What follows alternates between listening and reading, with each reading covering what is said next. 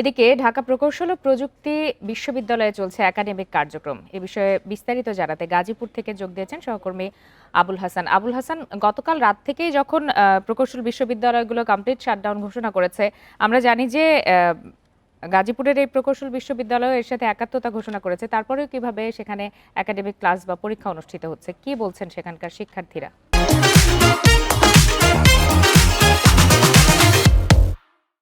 দেখুন, আমি সাধারণ শিক্ষার্থীর সঙ্গে কথা বলেছি এবং এখানে প্রশাসনের যিনি একজন কর্মকর্তা তার সঙ্গে কথা বলেছি। তারা যেটি বলছেন যে আজকে কমপ্লিট শাটডাউনের ঘোষণা দেওয়া হলো ঢাকা প্রকৌশল ও প্রযুক্তি বিশ্ববিদ্যালয়ের যে একাডেমিক যে শিক্ষা কার্যক্রম, অর্থাৎ ক্লাস এখানে চলছে এবং তারা বলছেন যে সাধারণত এই বিশ্ববিদ্যালয়ে বুধবারে পরীক্ষা অনুষ্ঠিত হয়ে থাকে, সেই কারণে আজকে তাদের পরীক্ষার কোনো শিডিউল নেই।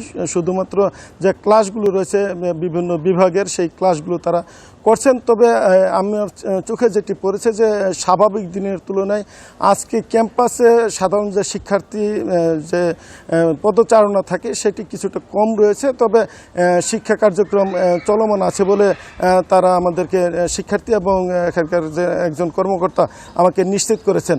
তবে গত রাত্রে কিন্তু ঢাকা প্রকৌশল ও প্রযুক্তি বিশ্ববিদ্যালয়ের শিক্ষার্থীরা সরকারের যে নির্লিপ্ততা এবং এখানে প্রকৌশল খাতে অস্থিরতার প্রতিবাদে তারা কিন্তু ডুয়েটের সামনে বিক্ষোভ কর্মসূচি পালন করে এবং তারা সেখানে রাত্রে কিন্তু ব্লকেট কর্মসূচি দিয়েছিল এবং সেই কারণে তারা কিন্তু গভীর রাতে এই কর্মসূচি পালন করে প্রায় 1 ঘন্টা ব্যাপী এখানে ডুয়েটের সামনে সড়ক বন্ধ করে তারা এই কর্মসূচি পালন করে।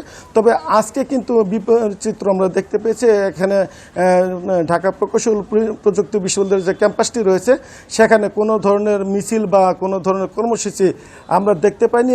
শান্তিপূর্ণভাবে কিন্তু শিক্ষার্থীরা তাদের নিজ নিজ ক্লাস করছেন এবং এখানে যে কমপ্লিট শাটডাউনের যে প্রভাব বা এখানে যে কর্মসূচি তার কোনো এখানে কিন্তু সেই প্রভাব আমরা দেখতে পাইনি। মোটামুটি শান্তিপূর্ণভাবেই কিন্তু এখন ডুয়েটের কার্যক্রম চলছে। জি, আবুল হাসান, আপনাকে ধন্যবাদ।